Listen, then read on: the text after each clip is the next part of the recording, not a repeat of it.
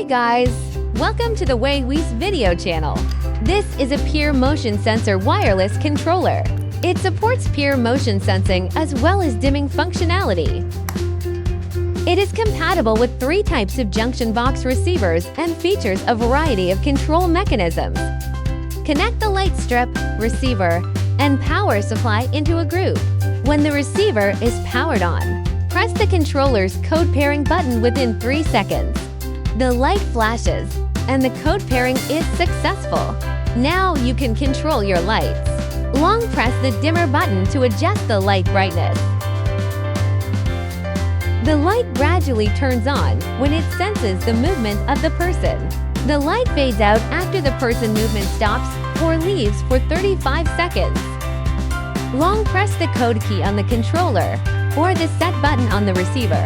The light flashes, and the code is cleared successfully. After code erasing, the controller can no longer control the lights.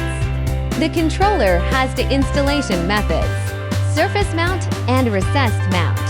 Attach directly to the surface of the iron plate using a magnet. Suitable for local decorative lighting control in wardrobes, wine cabinets, kitchens, and other places.